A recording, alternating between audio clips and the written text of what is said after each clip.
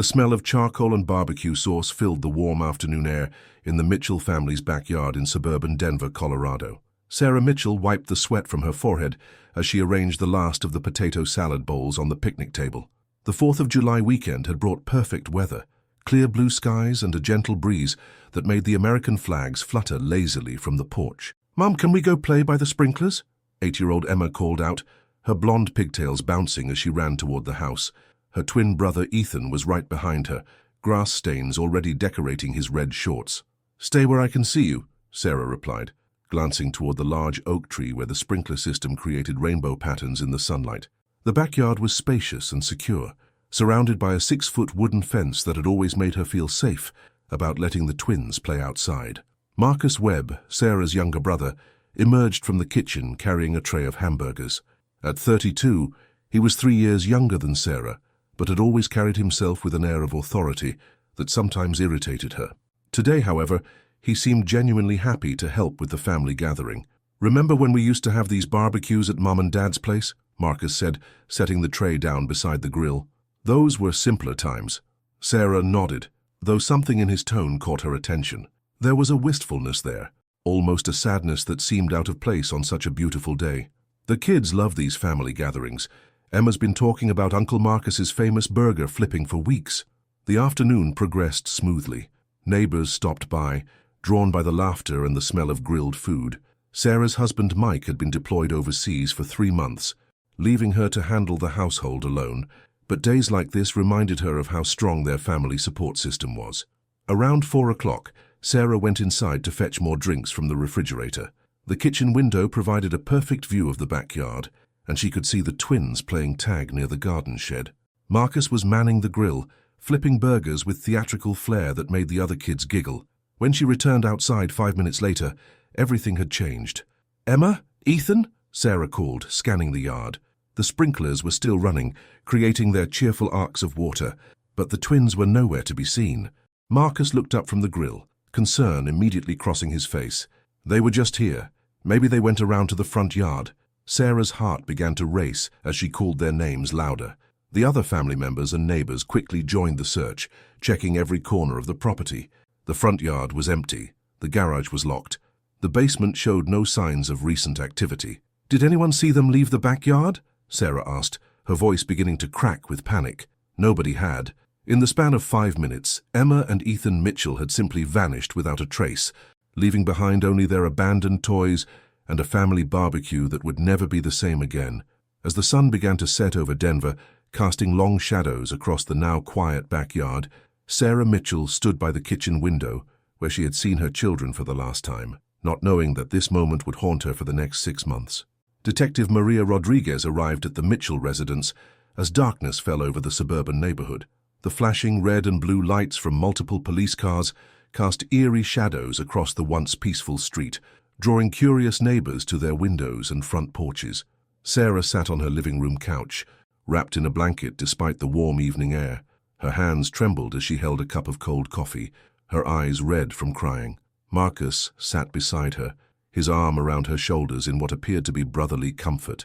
"Mrs. Mitchell, I need you to walk me through exactly what happened," Detective Rodriguez said gently, settling into the armchair across from them. She had been handling missing children cases for 8 years, and the first few hours were always critical. Sarah's voice was barely above a whisper. "I went inside for maybe 5 minutes to get drinks. When I came back, they were gone, just gone." "The backyard is completely fenced?" Rodriguez asked, making notes in her pad. 6 feet high on all sides," Marcus answered. "I checked every inch of that fence, no loose boards, no holes big enough for kids to squeeze through. The gates were all latched from the inside." Rodriguez studied Marcus carefully.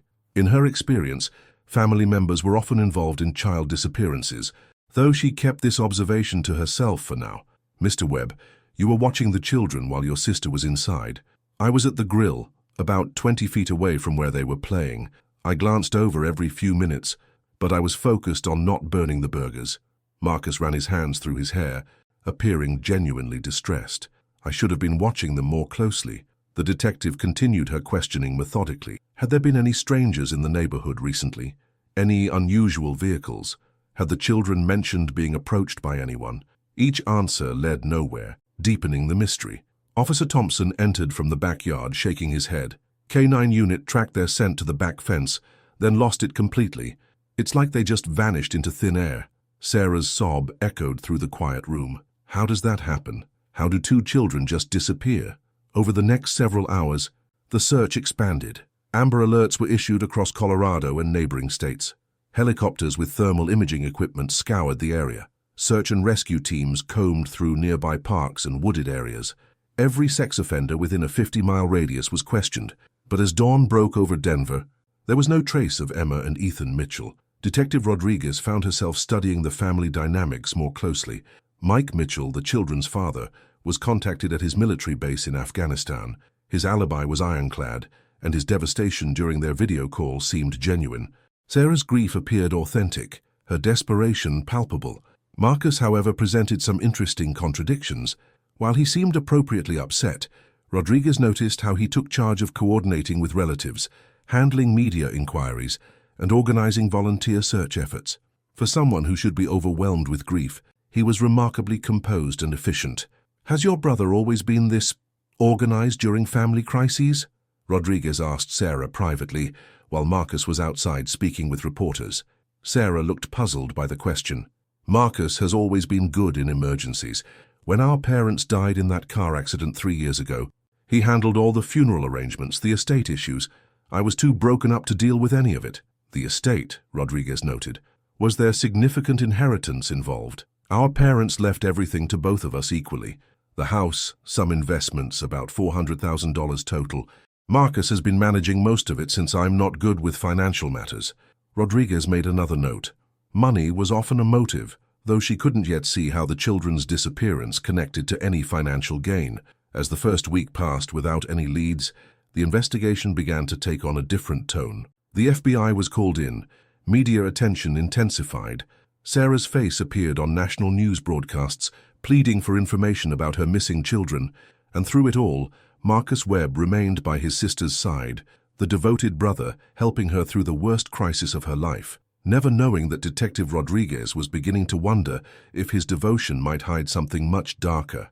The Colorado winter had settled over Denver with an unusual harshness, as if nature itself was reflecting the Mitchell family's grief. 6 months had passed since Emma and Ethan's disappearance, and the case had grown cold despite the best efforts of local and federal authorities. Sarah Mitchell stood at her kitchen window, the same spot where she had last seen her children alive. The backyard was now covered in snow, the sprinkler system long since shut off for the season.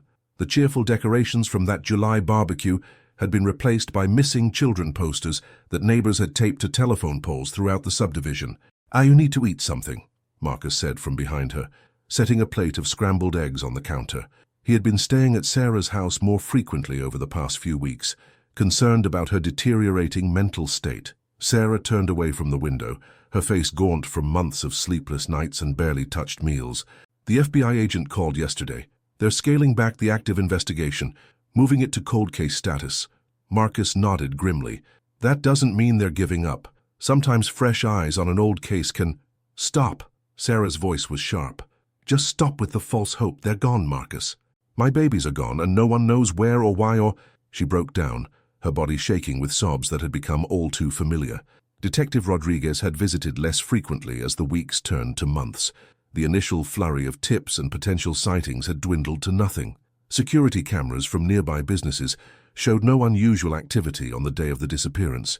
Phone records revealed nothing suspicious. Financial records showed no unusual transactions that might indicate ransom demands or payments to kidnappers. The most frustrating aspect was the complete lack of physical evidence. It was as if Emma and Ethan had simply ceased to exist the moment they left Sarah's sight. No DNA traces beyond what would be expected in their own backyard. No fingerprints from strangers. No witnesses who had seen anything unusual. Marcus had been a constant source of support throughout the ordeal, but Rodriguez had continued her quiet investigation into his background. His financial records were clean. His phone records showed nothing suspicious. Co-workers at the accounting firm where he worked confirmed he had been acting normally in the weeks leading up to the disappearance.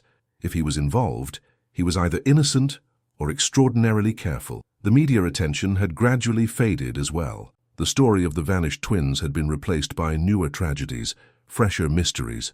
Sarah found herself checking social media obsessively, desperate for any mention of her children, any sign that the world hadn't forgotten them completely.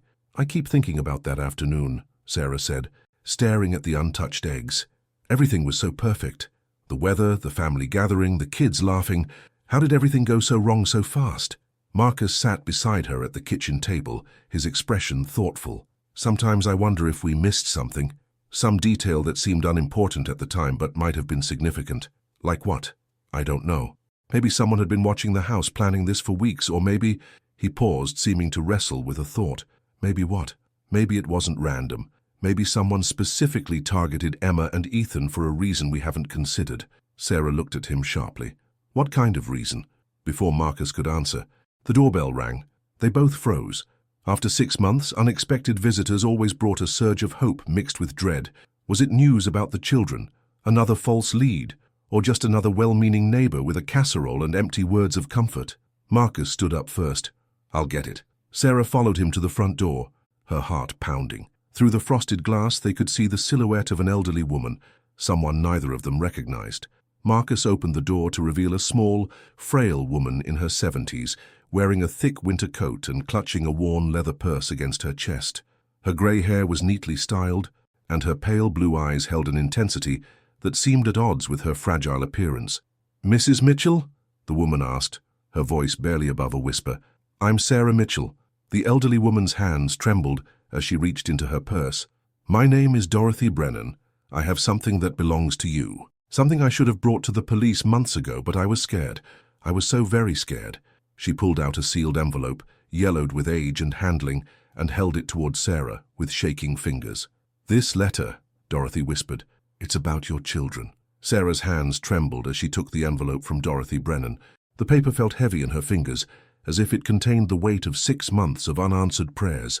Marcus stepped closer, his eyes fixed on the mysterious letter that could potentially change everything.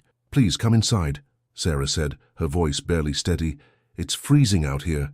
Dorothy nodded gratefully and followed them into the living room. She moved slowly, as if each step required great effort, and Sarah noticed how the elderly woman's eyes darted nervously around the room, as though she expected danger to emerge from the shadows. "Mrs. Brennan," Sarah said, settling onto the couch while Marcus remained standing near the window, "you said this letter is about my children." Dorothy clutched her purse tightly against her chest. "I've been carrying this burden for 6 months. Every night I lie awake, knowing I should have come forward sooner, but I was terrified of what might happen to me." "Terrified of what?" Marcus asked, his voice sharp with concern. The old woman's pale blue eyes fixed on him for a moment, something unreadable flickering across her features. "Of the people who gave me this letter, they said if I ever spoke about it, they would make sure I disappeared just like—" She gestured toward the envelope in Sarah's hands. Sarah's heart raced as she carefully opened the envelope. Inside was a single sheet of paper, the handwriting crude and hurried, as if written in haste or fear. She read it aloud, her voice breaking with each word. "The Mitchell twins are alive. They are being held at a location outside the city. If you want to see them again, follow these instructions carefully. Do not involve the police. Do not tell anyone about this letter. The children are safe for now, but their future depends on your cooperation. More information will follow." The letter was unsigned and contained no specific demands or instructions beyond the warning not to contact authorities. Dorothy wrung her hands anxiously. "2 men approached me outside my apartment building in August, about a month after the children disappeared. They said they knew I lived alone, that no one would miss me if something happened. They forced me to take the letter and told me to deliver it to you exactly 6 months later."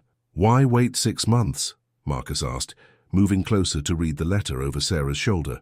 "They said the timing had to be perfect, that you needed to be desperate enough to follow instructions without question." Dorothy's voice dropped to a whisper. "They said if I came forward too early or too late, the children would pay the price." Sarah stared at the letter, her mind racing. After 6 months of no leads, no hope, no answers, this felt like a miracle, but something about it troubled her. "Can you describe these men?" Dorothy closed her eyes, as if trying to block out a painful memory. "One was tall, maybe in his 40s, with dark hair and a scar on his left hand. The other was younger, heavier, with a beard. They both spoke with local accents, not like outsiders."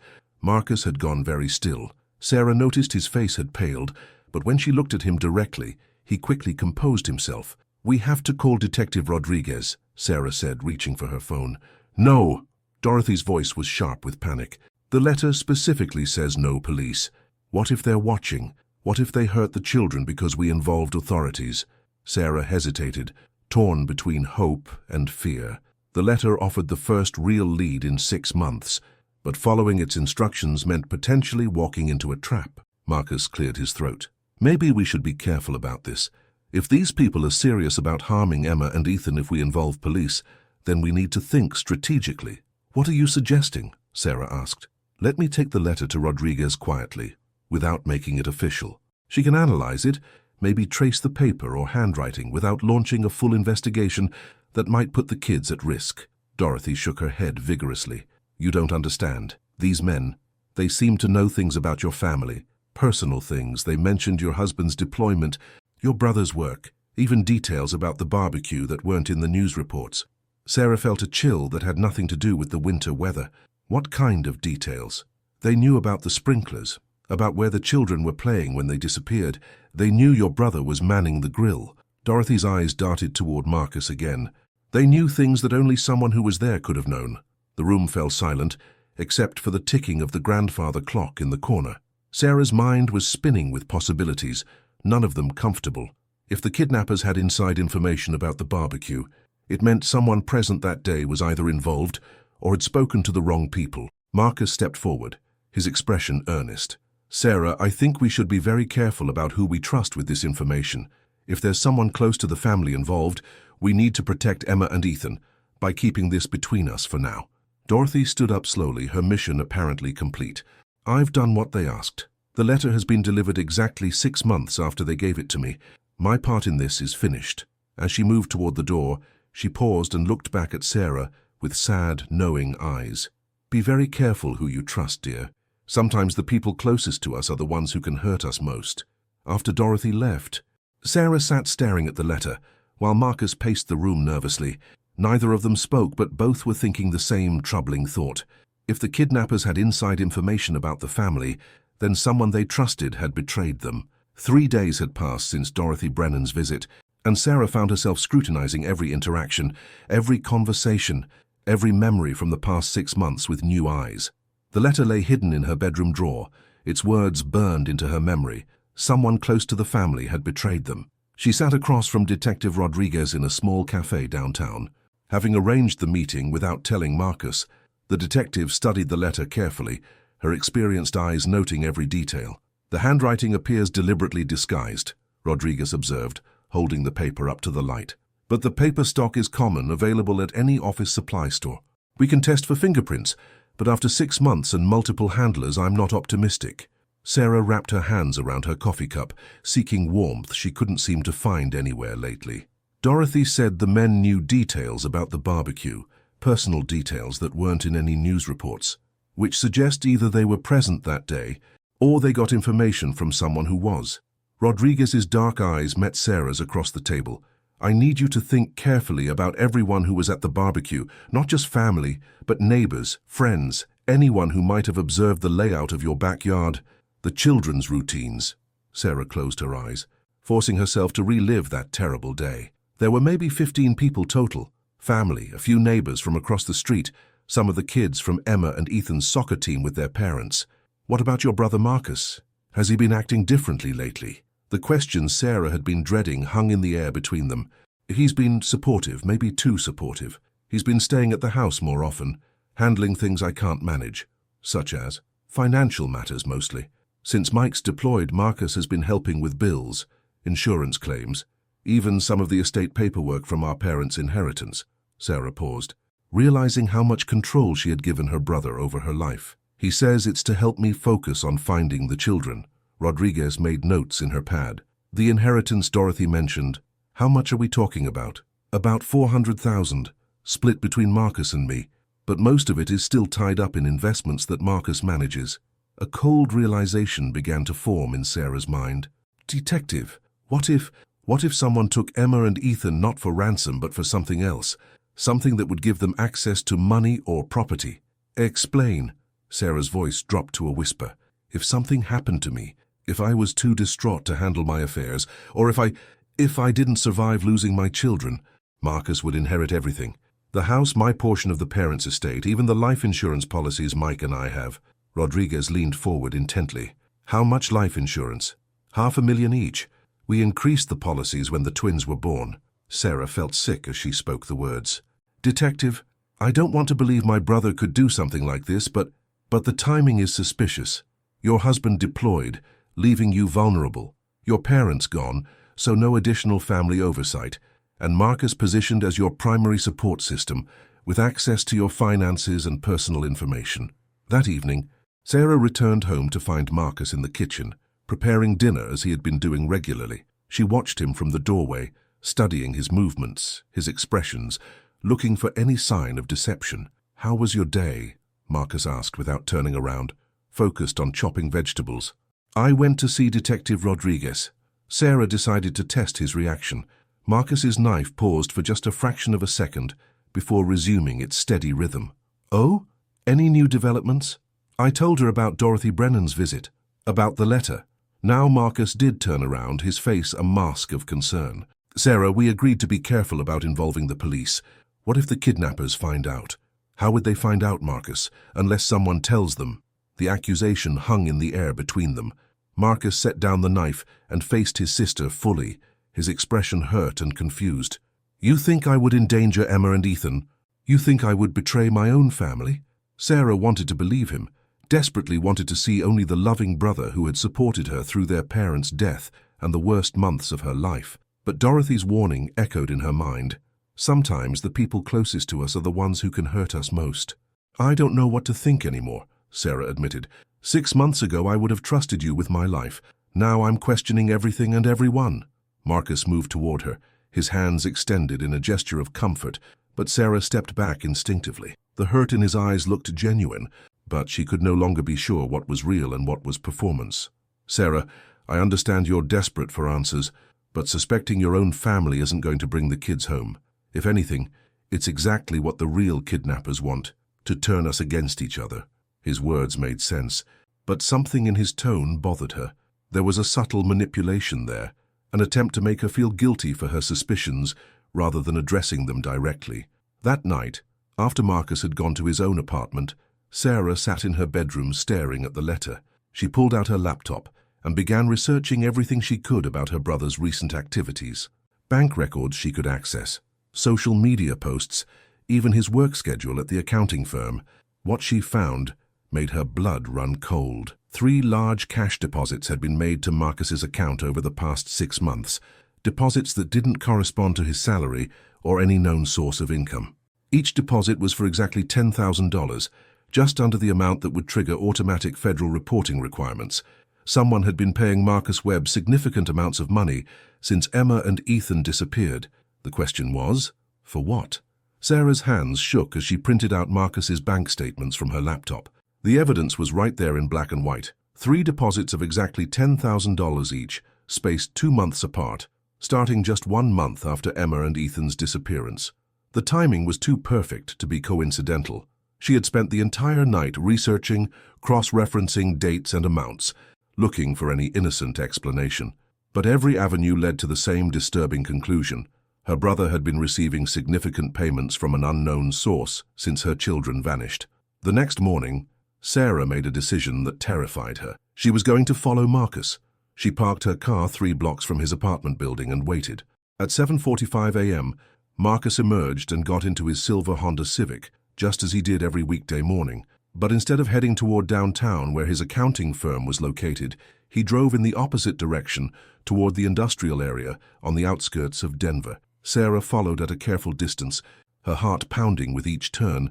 This was insane, following her own brother like some kind of private investigator, but the bank statements in her purse gave her no choice. She had to know the truth. Marcus pulled into a truck stop about 20 miles outside the city. Sarah parked behind a semi-trailer where she could observe without being seen.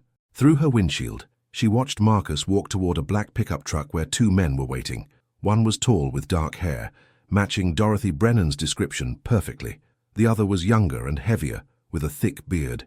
Sarah's blood turned to ice as she recognized them from the elderly woman's account of her encounter 6 months ago. The meeting lasted only a few minutes. Sarah watched as the tall man handed Marcus an envelope, similar in size to the one Dorothy had delivered. Marcus examined its contents briefly, then nodded and returned to his car. Sarah waited until both vehicles had left before starting her engine. Her mind was reeling with the implications of what she had witnessed. Marcus wasn't just involved, he was actively coordinating with the kidnappers. Her own brother, the man she had trusted to help her through the worst crisis of her life, was the architect of her children's disappearance. She drove home in a daze, barely aware of the traffic around her. Everything made sense now, how the kidnappers knew intimate details about the barbecue, how they had managed to make 2 children disappear without a trace from a secure backyard, how they knew exactly when to deliver the letter for maximum psychological impact. Marcus had orchestrated it all. Back at her house, Sarah sat in her car for several minutes, trying to process the enormity of what she had discovered. Her brother had betrayed her in the most devastating way possible. He had stolen her children, destroyed her family, and then comforted her through months of grief while collecting payments for his treachery. But why? The inheritance wasn't enough to justify such an elaborate scheme. There had to be something else, something bigger that she was missing. Sarah's phone buzzed with a text message from Marcus. "Working late tonight, don't wait up, love you, sis." The casual affection at the end of the message made her sick. He was still playing the role of the caring brother, while planning God knows what next phase of his scheme. Instead of going inside, Sarah drove to Detective Rodriguez's office.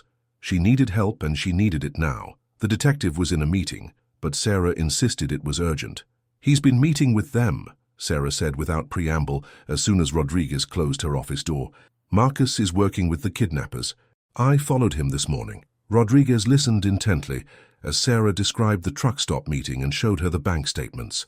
The detective's expression grew grimmer with each detail. "This changes everything," Rodriguez said. "If your brother is involved, we need to move very carefully. One wrong step could put Emma and Ethan in immediate danger. What do we do? First, we set up surveillance on Marcus. We need to document his meetings, identify his contacts, and most importantly, find out where he's keeping the children." Rodriguez paused, studying Sarah's face. "This is going to be incredibly difficult for you. We need you to act normal around Marcus. Pretend you don't suspect anything while we build our case." Sarah felt overwhelmed by the prospect of pretending everything was fine while knowing her brother had betrayed her so completely. How long will that take? Days, maybe weeks. But Sarah, this is the first real break we've had in 6 months. If we handle this right, we can bring Emma and Ethan home safely. That evening, Sarah sat in her living room, trying to read a book while waiting for Marcus to return from his supposed late night at work. Every sound made her jump. A car door, footsteps on the sidewalk, the wind rattling the windows. When Marcus finally arrived at nearly midnight, he looked tired but satisfied, like someone who had completed an important task. "Sorry I'm so late," he said, kissing Sarah's forehead in his familiar brotherly gesture. "Big project at work. You know how it is." Sarah forced herself to smile and nod, fighting every instinct that screamed at her to confront him, to demand answers about her children. Instead, she said goodnight and went to her bedroom, where she lay awake staring at the ceiling. Somewhere out there, Emma and Ethan were being held captive, waiting for rescue that might never come. And the person responsible for their suffering was sleeping peacefully in the guest room down the hall, still playing the role of the devoted uncle. But now Sarah knew the truth, and with Detective Rodriguez's help, she was going to make sure Marcus Webb paid for what he had done to their family. 2 weeks had passed since Sarah began her dangerous charade, pretending ignorance while Detective Rodriguez's team built their case against Marcus. Every day was an exercise in psychological torture, sharing meals with the man who had stolen her children, accepting his comfort while knowing he was the source of her pain. Sarah sat across from Marcus at the breakfast table, watching him read the morning news on his tablet. He looked so normal, so utterly ordinary, that it was hard to believe he was capable of such monstrous betrayal. But the surveillance photos Rodriguez had shown her were undeniable. Marcus meeting with his accomplices, exchanging envelopes, discussing what appeared to be detailed plans. "You seem distracted lately," Marcus observed, not looking up from his tablet. "Are you sleeping okay?" The concern in his voice sounded genuine, which made Sarah's skin crawl. "Just worried about the kids. It's been over 6 months now." Marcus reached across the table and squeezed her hand. "I know it's hard, but we can't give up hope. Something will break soon, I can feel it." Sarah forced herself not to pull away from his touch, though her stomach churned with revulsion. "What makes you think that?" "Just intuition, I guess." These cases sometimes take time, but eventually the truth comes out. There was something in his tone that made Sarah look at him more carefully. But his expression remained neutral. Detective Rodriguez had been right about the complexity of the investigation. They had identified Marcus's two accomplices, Carl Hendricks and Tommy Rawlings, both with criminal records for kidnapping and human trafficking. But finding the location where Emma and Ethan were being held had proven more challenging. The breakthrough came from an unexpected source. Sarah's phone rang while she was at the grocery store, Marcus having volunteered to stay home and work on his laptop. The caller ID showed an unknown number, but something compelled her to answer. Sarah Mitchell. The voice was elderly, familiar. Dorothy? Dorothy Brennan? Yes, dear, I know I shouldn't be calling, but I've been having nightmares about those children. I think I remember something important about the men who gave me the letter. Sarah's heart raced as she abandoned her shopping cart and stepped outside into the parking lot. What do you remember? When they were talking to each other, one of them mentioned something about the cabin near Black Hawk. I didn't think much of it at the time, but it's been nagging at me for weeks. Black Hawk was a small mountain town about an hour west of Denver, known for its casino and isolated mining history. If Emma and Ethan were being held there, it would explain why the search efforts closer to the city had failed. Dorothy, this could be exactly what we need. Can you— I have to go, Dorothy interrupted, her voice suddenly fearful. Someone's coming. Be careful, Sarah, be very, very careful. The line went dead, leaving Sarah standing in the grocery store parking lot with her heart pounding. She immediately called Detective Rodriguez. We'll check it out, Rodriguez promised. There are dozens of abandoned cabins and mining structures around Black Hawk. It'll take time to search them all, but it's the best lead we've had. When Sarah returned home, she found Marcus in an unusually agitated state. He was pacing the living room, his phone pressed to his ear, speaking in hushed, urgent tones. Can't wait much longer, she heard him say as she closed the front door. The situation is becoming unstable. Marcus quickly ended the call when he saw her, but not before Sarah caught a glimpse of genuine anxiety on his face. Everything okay? She asked, setting down the grocery bags. Just work stress, Marcus replied, but his smile looked forced. Listen, Sarah, I think maybe you should consider taking a vacation. Getting away from Denver for a while might help you process everything. The suggestion felt more like a threat than brotherly concern. Where would I go? I don't know. Maybe visit Mike's family in Ohio, or we could rent a cabin somewhere peaceful, away from all the memories. A cabin. Sarah's blood chilled. Was Marcus testing her, trying to gauge whether she knew about the Black Hawk location? Or was he planning to move Emma and Ethan to a new location? That evening, Sarah received a text from Detective Rodriguez. Found promising location near Black Hawk. Moving in tomorrow morning. Maintain normal routine. But maintaining a normal routine became impossible when Marcus announced he would be leaving early the next morning for a business trip to Grand Junction. How long will you be gone? Sarah asked, trying to keep her voice casual. Just overnight, maybe 2 days if the client needs additional work. Marcus was already pulling a suitcase from the closet. Will you be okay alone?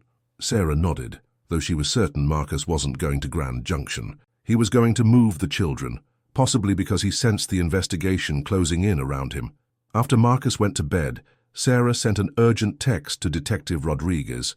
Marcus leaving early tomorrow morning. Says Grand Junction, but I think he's going to move the kids. The response came quickly. We're moving up our timeline. Operation begins at dawn. Sarah lay awake all night, listening to every sound in the house. Around 4 a.m. she heard Marcus moving quietly through the hallway, clearly trying not to wake her. She heard the front door close softly, followed by the sound of his car starting. As soon as he was gone, Sarah's phone rang. He just left, she told Rodriguez without waiting for a greeting. We know. We've been watching the house. Our teams are already in position near Black Hawk. Sarah, this is it. By tonight, you could have your children back. But even as hope bloomed in her chest for the first time in months, Sarah couldn't shake the feeling that Marcus was still one step ahead of them. He had been planning this for too long, had been too careful, too methodical. The confrontation that would determine Emma and Ethan's fate was about to begin, and Sarah wasn't sure who would emerge victorious. The mountain air near Black Hawk was thin and cold as Detective Rodriguez adjusted her bulletproof vest in the pre-dawn darkness. 3 SWAT teams had positioned themselves around a dilapidated mining cabin that satellite surveillance had identified as the most likely location for the hostages. Heat signatures detected 2 adult figures and 2 smaller forms that could be children. Sarah sat in an unmarked police vehicle half a mile away, her hands clasped tightly in her lap as she listened to the radio chatter between the various teams. After 6 months of helplessness, being this close to potentially finding Emma and Ethan was almost unbearable. "Alpha team in position," came the first report. "Bravo team ready," followed the second. "Charlie team has the rear exit covered." Rodriguez's voice crackled through the radio. "Remember, we have children inside. Minimal force, maximum precision. The priority is getting those kids out safely." Through her binoculars, Sarah could see the cabin nestled among tall pine trees, its weathered wood siding and broken windows making it look abandoned from the outside. But thin wisps of smoke from the chimney indicated recent occupancy, and the fresh tire tracks in the dirt suggested frequent visits. At exactly 6 a.m., the operation began. "FBI, search warrant." Rodriguez's voice echoed through the mountain air as the teams converged on the cabin from 3 directions. The front door splintered under the battering ram, and tactical officers flooded inside. Sarah held her breath, straining to hear any sound that might indicate her children's voices. The radio crackled with updates. "Kitchen clear, back bedroom clear, basement accessed." Then, after what felt like an eternity, "We've got them. 2 children alive and responsive." Sarah's heart nearly exploded with relief, but the emotion was short-lived as another voice came through the radio. "No adult suspects in the building.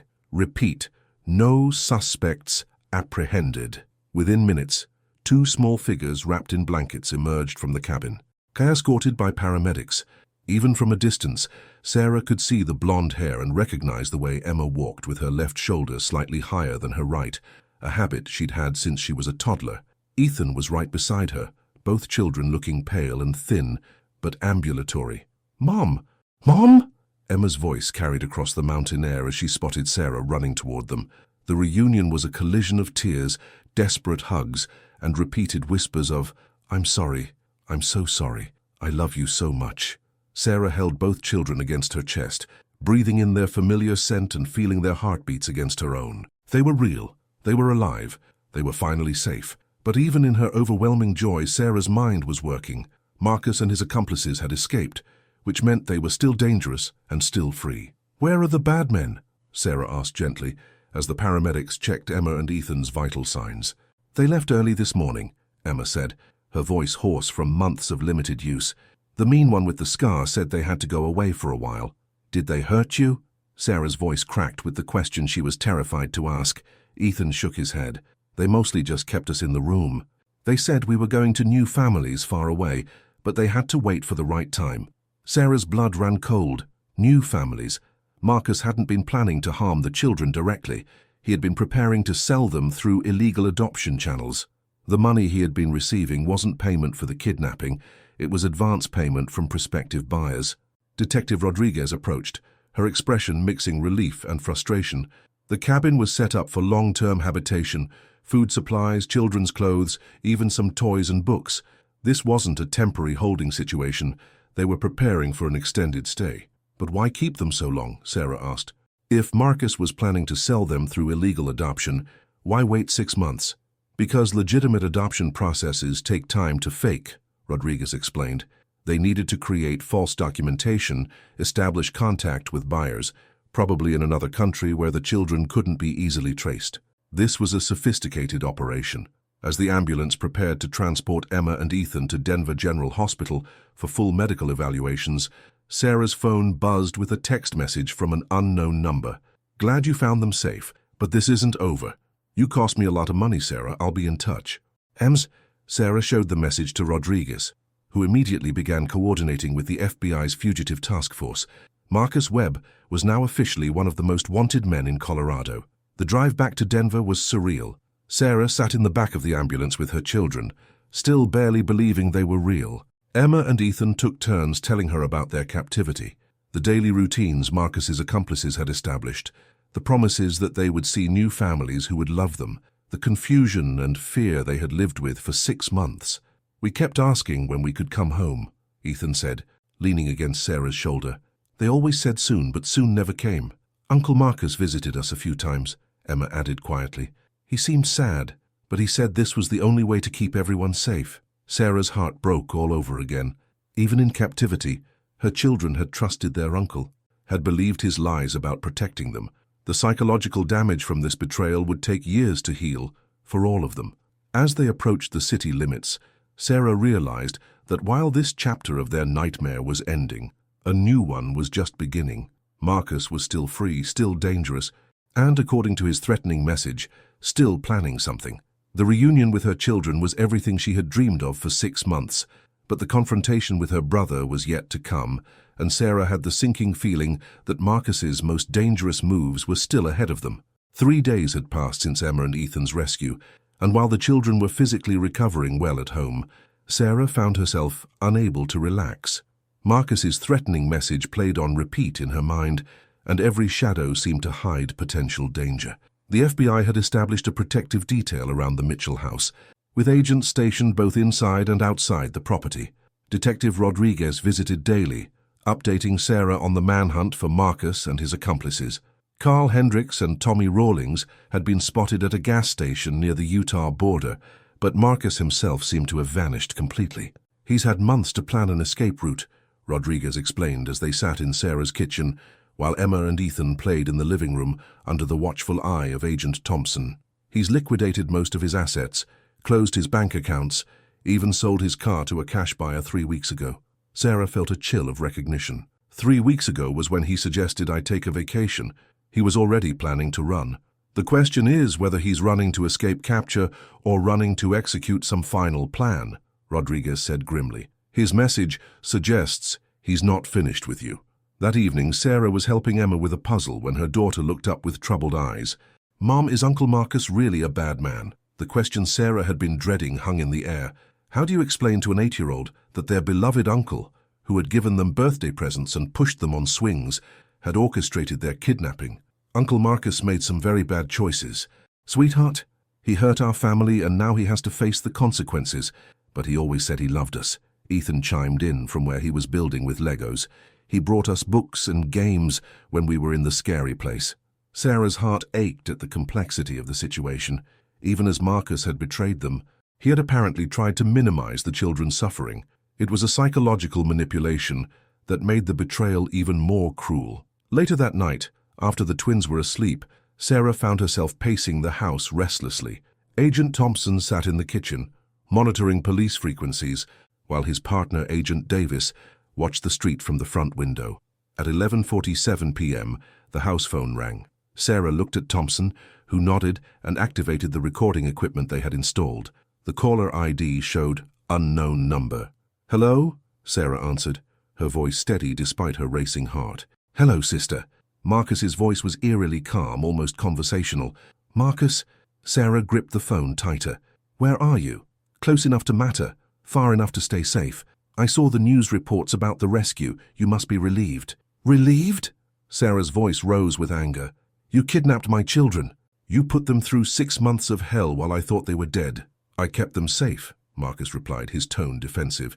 "Do you have any idea what could have happened to them in the system? Foster care, group homes, potential abuse. I was arranging for them to go to families who desperately wanted children, who would have given them everything." Sarah was stunned by his delusion. "You were selling them, Marcus. You were trafficking children for money. I was solving multiple problems. You clearly couldn't handle being a single parent with Mike deployed. The children needed stability. And yes, I needed compensation for the risks I was taking." Agent Thompson was already on his radio, coordinating with technical teams to trace the call. Sarah needed to keep Marcus talking. "What about the inheritance? Our parents' money?" Marcus laughed bitterly. "That was never enough. Do you know how much debt I've been carrying? How many bad investments I made trying to build something for myself while you got everything handed to you? The perfect husband, the perfect children, the perfect life." The jealousy in his voice was raw and disturbing. Sarah began to understand that this wasn't just about money. It was about years of resentment that had festered into something monstrous. "So you decided to destroy my family?" "I decided to redistribute the assets more fairly. Emma and Ethan would have gone to loving homes. You would have eventually moved on, probably collected the insurance money, and I would have had enough to start over somewhere new. And if I didn't survive losing my children, then the estate would have been settled according to the will. Either way, justice would have been served." Sarah felt sick at the cold calculation in her brother's voice. "Marcus, it's over. Turn yourself in. Maybe there's still a chance for—" It's not over, Sarah. Not yet. You cost me everything when you involved the police. Months of planning, significant financial investment, my entire future, all gone because you couldn't trust your own brother. Agent Thompson held up a notepad with "Keep Talking" written in large letters. What do you want, Marcus? I want what was promised to me. The inheritance, the insurance money, compensation for my losses. You're going to transfer everything to an account I'll specify, or there will be consequences. What consequences? You have your children back, but how long can you keep them safe? How long can the FBI protect you? I've had 6 months to plan for every contingency, Sarah. Every single one. The line went dead, leaving Sarah staring at the phone in her trembling hand. Agent Thompson immediately began coordinating with his team. We got a partial trace. The call originated from a cell tower near downtown Denver. He's close, probably within a 5-mile radius. He's coming for us, Sarah whispered, her maternal instincts screaming danger. We're going to move you to a safe house tonight, Thompson decided. Pack essentials for you and the kids. We're not taking any chances. As Sarah hurried upstairs to wake Emma and Ethan, she realized that her brother's final gambit was just beginning. Marcus Webb had nothing left to lose, which made him more dangerous than ever. The man who had once been her protector had become her family's greatest threat. The FBI safe house was a nondescript ranch home in a quiet suburb 30 miles from Denver. Sarah sat at the kitchen table, watching Emma and Ethan eat breakfast, while Agents Thompson and Davis maintained their vigilant watch. It had been 2 days since Marcus's threatening phone call, and the waiting was becoming unbearable. Detective Rodriguez arrived that morning with news that would change everything. We found Dorothy Brennan, she announced grimly, as she sat across from Sarah. She's in Denver General Hospital in critical condition. Someone attacked her in her apartment last night. Sarah's blood ran cold. Is she going to survive? The doctors aren't sure. But before she lost consciousness, she managed to tell a neighbor that Marcus Webb had visited her. She said he was angry about something, demanding to know what else she had told us.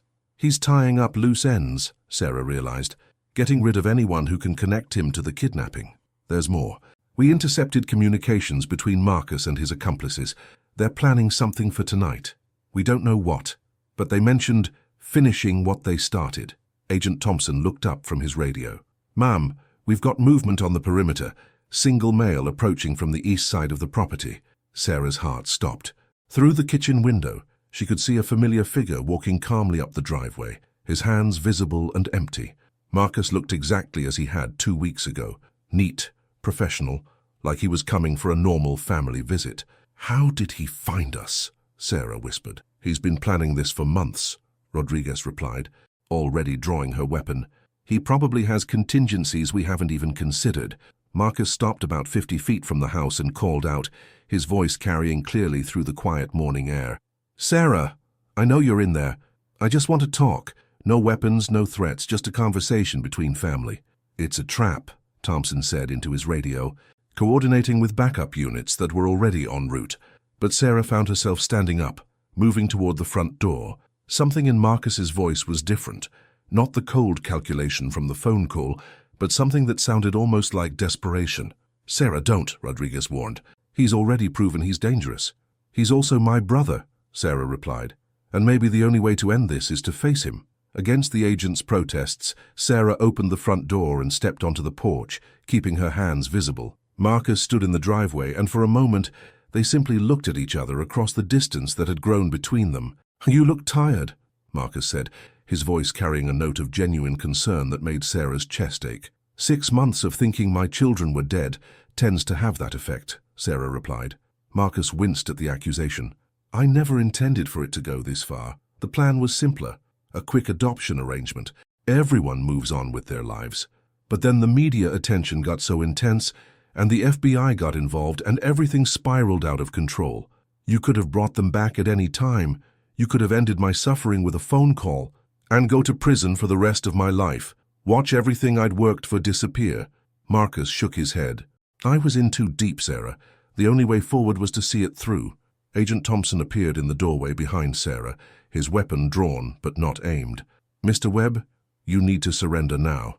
This doesn't have to end badly. Marcus's expression hardened. It already ended badly, Agent. The question is how much worse it gets. He reached slowly into his jacket pocket. Every agent in the area tensed, but Marcus withdrew only a cell phone. I've got Hendricks and Rawlings positioned at 3 different elementary schools in Denver: Jefferson Elementary, Maple Grove, and Sunrise Academy. They're armed, and they're waiting for my signal. Sarah felt the world tilt beneath her feet.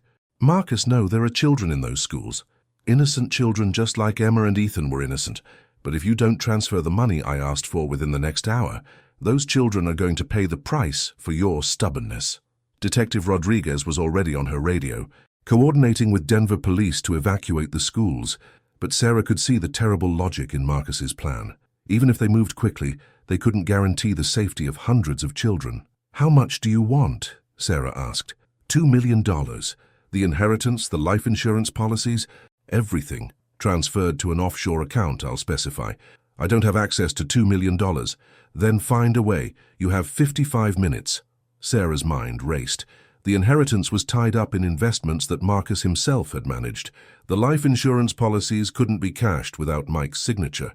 And he was still deployed in Afghanistan. Even if she liquidated everything she owned, she might reach half that amount. Marcus, please. You're talking about hurting innocent children. That's not who you are. You don't know who I am anymore, Sarah. 6 months of desperation changes a person. But something in his eyes flickered, a glimpse of the brother she had once loved. Emma's voice called out from inside the house. Mom, is that Uncle Marcus? The sound of his niece's voice seemed to break something inside Marcus.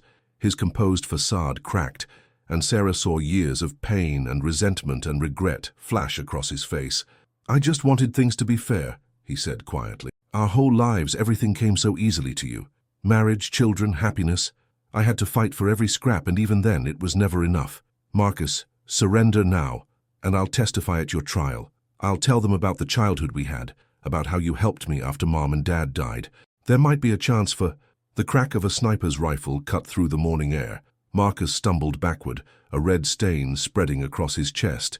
He looked down at the wound with surprise, then back at Sarah with an expression that was almost peaceful. The schools, he gasped as he fell to his knees. There was no plan, just me. Only ever, just me. Marcus Webb collapsed onto the driveway of the safe house, his phone clattering beside him. Within minutes, paramedics were working to save his life, but the damage was too severe. In his final moments, as Sarah knelt beside him despite the agent's protests, Marcus whispered, I'm sorry for all of it. Tell Emma and Ethan.